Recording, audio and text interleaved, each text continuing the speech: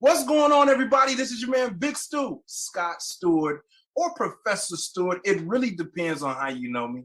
And we are back for another edition of Dope People. I promise you, I have the best podcast in the world. I have the most fun on this podcast because obviously I get to hang out every episode with some of the dopest people in education. It doesn't get any better than this. And I am not letting you down with this episode. Today, we have with us Dr. Sheka Houston and Principal Tammy Taylor. All right. Welcome, Dr. Sheka and Principal Tammy. Thank you. All right. So this is the first episode where we've had two guests on at the same time. So this is going to be very interesting. But let me give it to you how I normally give it to you. So these women, Dr. Sheka, Principal Tammy, they are best-selling contributing authors of, check this out, Women Who Lead in Education, featuring School Principals, Volume 3, 2nd edition, okay? They are also not just working in education, but they're entrepreneurs. They are co-founders of Create and Educate. They got bars. They like rhyme and stuff. Create and Educate LLC. Now that's an education and literary firm, right? They offer resources to schools to include PDs. You all know what PDs are, and a catalog of culturally relevant book titles for school-age children from independent authors. There's some independent authors that are listening. I'm one of them. Right? They help you get your books into schools. These school leaders combined have over 40 years. I don't want to say over 40, but they do. They have 40 years of experience in education between the two of them, with experience in charter school startups, get that, as well as instituting Avid and Leader in Me as school initiatives. And if that's not enough, this dynamic duo were the recipients of the South Carolina Palmetto Silver Award. I don't know what that is, but it sounds like it is an award that people achieve to get. They got this award for academic growth. They moved 2 and 3 report card levels in 1 year, okay? After experiencing some tremendous academic growth, NWEA conducted a case study that is featured on their website. And we'll drop that link in a minute. You go check their website out.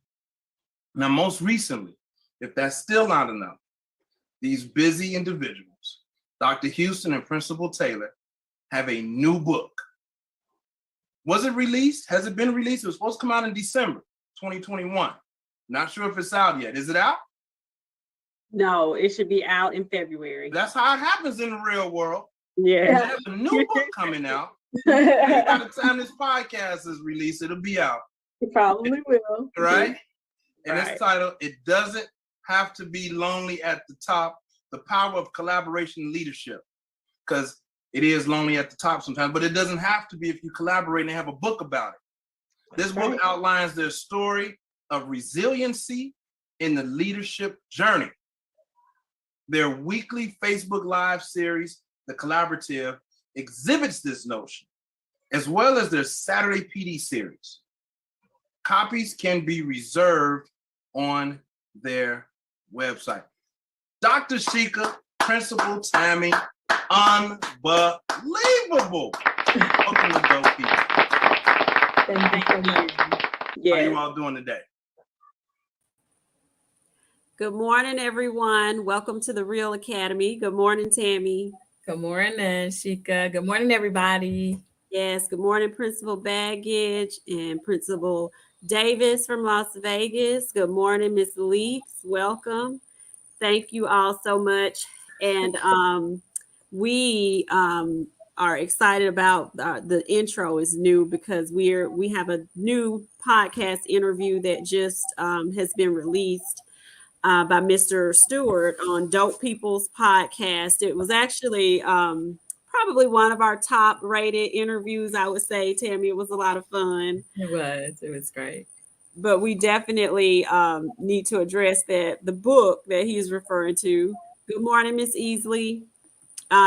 We had delayed it when it was first supposed to be released in December because that's when I was finishing my dissertation work. I had just graduated and was in the thick of that work. And right now, Tammy is in the thick of her work. So if you have worked on a dissertation before, you know how encompassing all of that work is and that it really takes over your life. So she's in the thick of her. She just successfully defended her proposal. So we are very happy about that.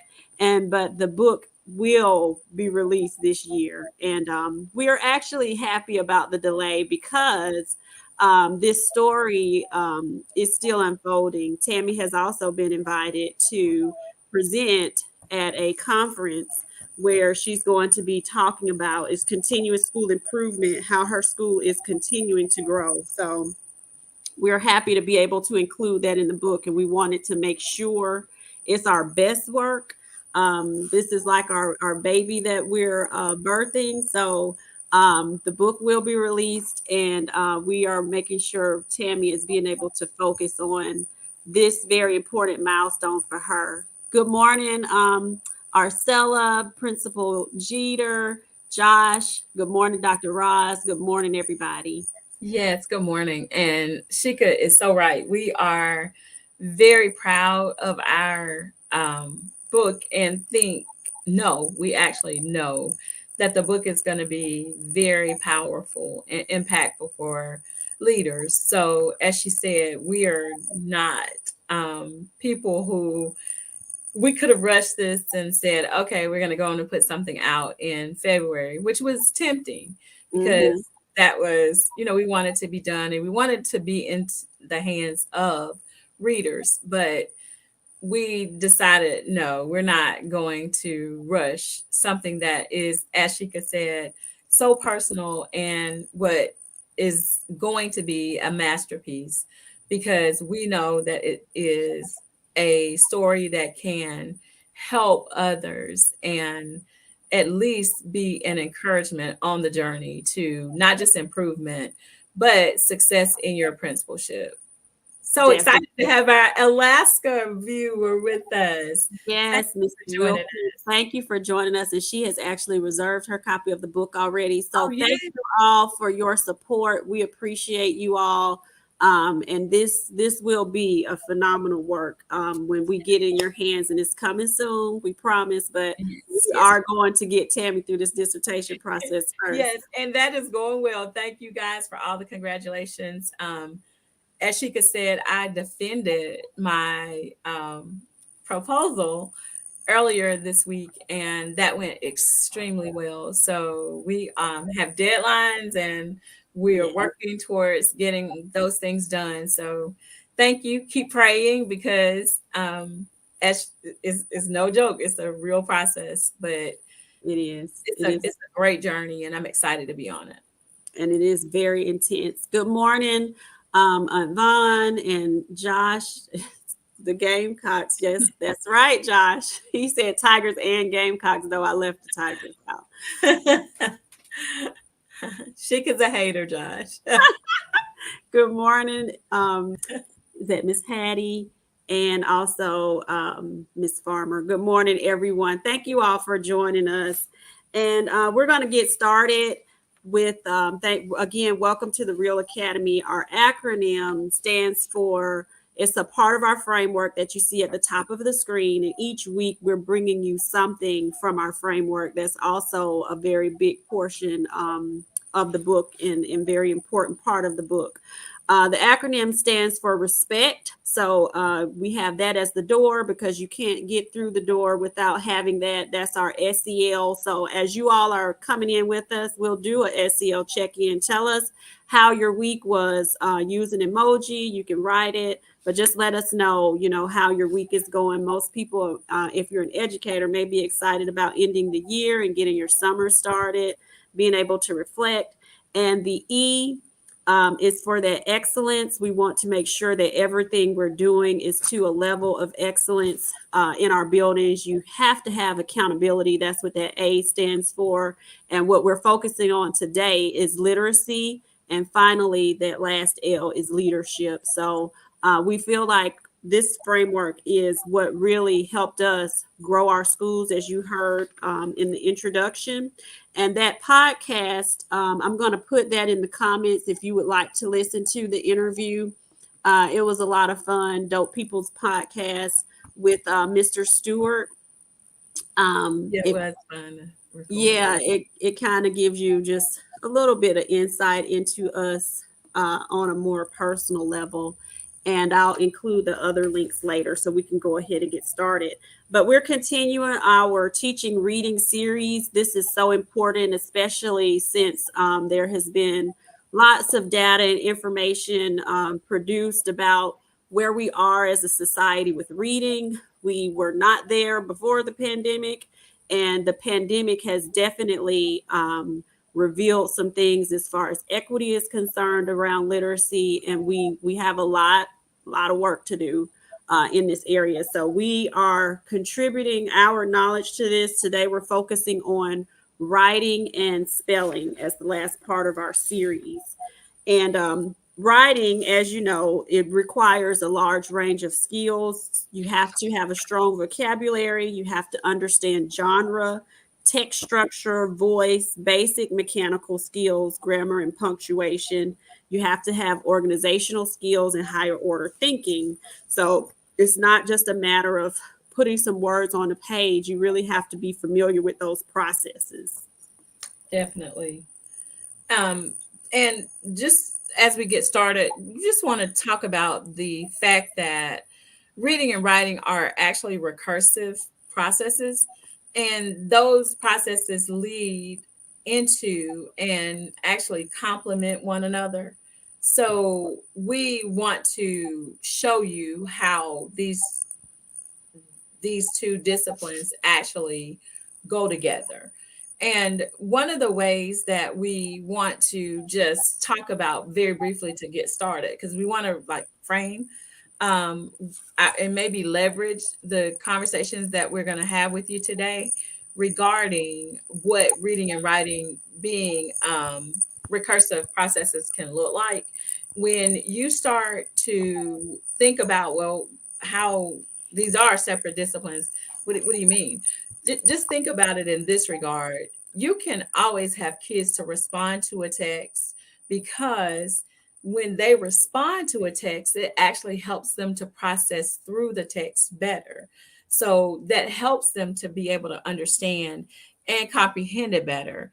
This can be accomplished through things like quick writes, readers' response journals, and having students to respond to a particular quote or a question very quickly is helpful. And I'll give you just a quick example of something I saw in one of my classrooms that I think is outstanding. You're educators, so many of you probably have heard of the book, The Watsons Go to Birmingham. And she was using that as a read aloud, an interactive read aloud in the classroom. And so she got to a particular part in the story, and I'm not a spoiler, so I'm not going to talk about what that was. But she got to a particular part, and one of the characters said something that was very profound, quite prolific. And what she did is she stopped, she thought aloud, and she reread the quote and said, "Now, tell me what you think about that." Gave the kids the opportunity and space to write. And that was some of the best writing that had been collected in the classroom, because it's very, very important to have kids to think about reading in terms of writing about it. Now, it's also a known fact, as I share about the Watsons going to Birmingham, that students learn to write by watching good writers and copying them. Now, I don't mean copying them literally, because that's plagiarism, and we don't promote that, but literally copying their styles. And so modeling high quality mentor text is also something that's very important and can help with the writing process as it happens in classrooms. Definitely, Tammy. And the quick write strategy that you mentioned too is a way at the secondary level that we have used to be able to include that writing across the curriculum, because I've always stressed to my teachers that reading and writing cannot take place, and you all usually don't have this problem at the elementary level just because how your subjects are arranged. But when you start departmentalizing people have that perception that, oh, that's the ELA teacher's job, reading and writing. No, it's everyone's job. And especially when you have students who you need to help them get on grade level, everyone has to be involved in that work. So just to add on to what Tammy talked about, there are, adding on to those skill sets that's needed. Basic skills in writing, of course, you have to know how to spell. And I'll be honest, not being able to, with everything going digital, that has diminished my spelling capabilities. I don't know about other people, but with the autocorrect and just everything just kind of populating and popping up for you. But if you want to help children with spelling, they can use magnets on the refrigerator. They can cut out words from magazines when they're smaller children. Text generation is another thing, and this is basically just knowing how to translate your thoughts. And you do have to teach children how to do that. The writing process, just learning how to plan out what you're going to write about, and then that writing knowledge, understanding the genres. Yes, all super important. And Shika kind of alluded to this, because sometimes it's not just at the secondary level, but sometimes kids themselves are actually reluctant to write, even as early as first grade. So when you have reluctant or hesitant writers, it's really important that you have a strong pre-writing system in your classroom.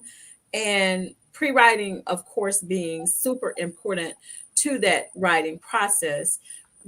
The strategies are very simple. You can have your children to make a list of the things that they can write about, or make a list of questions that they might have about a particular topic that could help them when they're doing expository writing.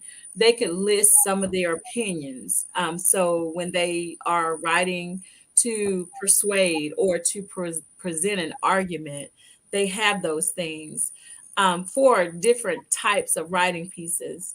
But one of the things that's really important, and this is something that I suggest, that if your teachers don't do it, you encourage them to use the plot diagrams as an outline for helping kids to organize their thoughts and to get them ready for writing narrative pieces, as most of the time that's really what kids lean to and what they want to write about.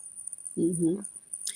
And there are some things that I know we have a lot of parents who tune in, and we are very intentional about making sure that this is a collaborative process, with educators, leaders, and parents being a big part of that.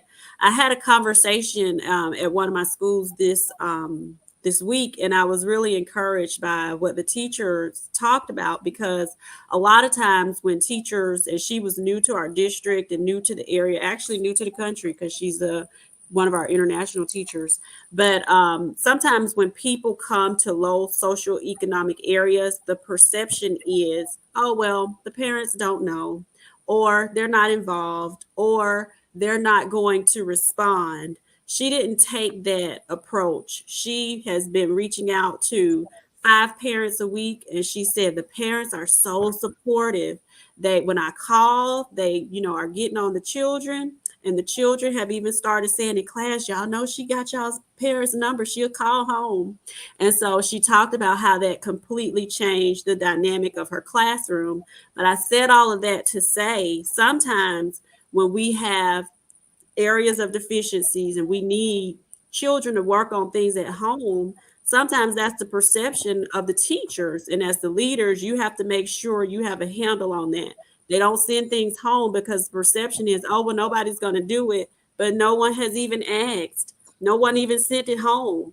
No one even talked about it. That's just your perception and what you assume, but you will not know until you ask. And I promise you, most of the time, and I would say more times than not, when you involve the parents in the children's process and what they need, they will do what you ask them to do. You just give them very specific things. They don't have the knowledge that we have sometimes if they're not educators about reading. But if you give them specifically, if you'll read this passage with Jessica or Johnny this evening, they will do it. Just ask them to do it.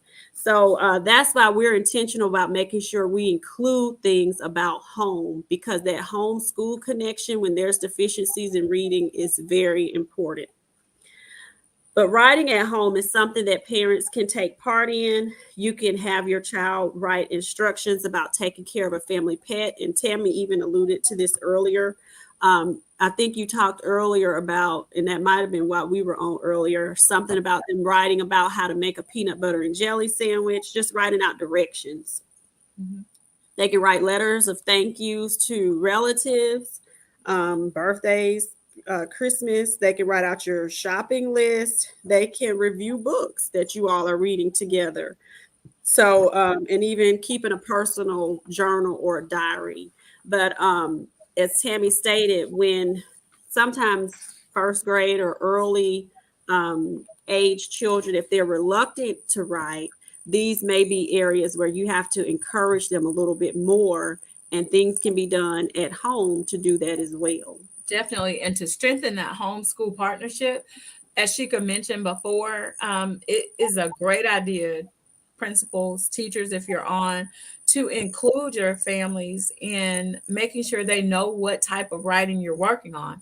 If you're doing persuasive writing, send something home that explains what you guys are going to be doing with your persuasive writing unit. If it's narrative writing, the same thing. Share pieces with them. Expository writing, as Sheka said, making those directions very clear, because as she said, that's something that came up during my defense this week.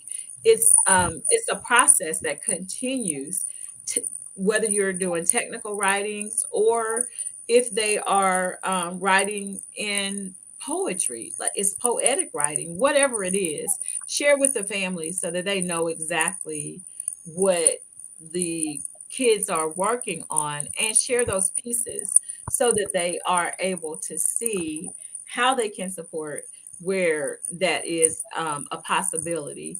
One last thing that's really important for us to share, and we're gonna get out of you guys' way for Principal Kafele will be on very shortly, and I'm assuming Principal Hurt will probably be on tomorrow. He's not on; he's on location today. So we are just wanting to acknowledge that an effective reading and writing instructional program is not easy. It's very difficult to plan. So we want you to be encouraged by the fact that we recognize that with so many needs in a classroom, a teacher really needs a toolkit of strategies. There is no magic wand. There are no magic tricks for improving literacy, but there are some guiding principles. And those are the things that we've been sharing with you all for these past several weeks. So be encouraged, even when you run into an obstacle, just let us know if you need support, and we are happy to support you in the literacy instruction that's taking place in your schools.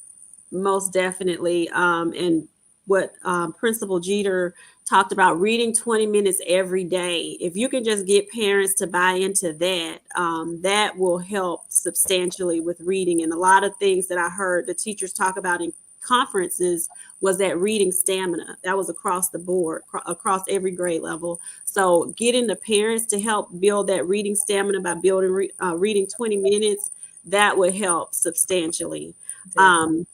But thank you all. And Josh says Coach Hurt will be on Unlock the Middle Sunday at 7. So make sure you're tuning in. And another part of that SEL is making sure that you're taking care of yourselves. And Josh and I are part of that 10,000 Steps Club. I've got to get on mine today, Josh. And, join us in that. I post every morning about my workouts and making sure I'm trying to get in my steps, getting my health and wellness underway. So when you feel better, you perform better.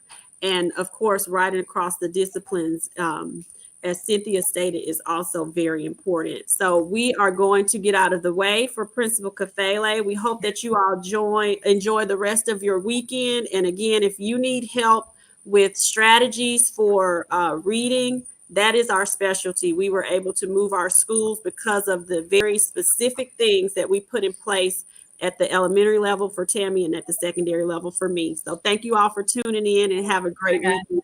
Have a great rest of your weekend. Thank you.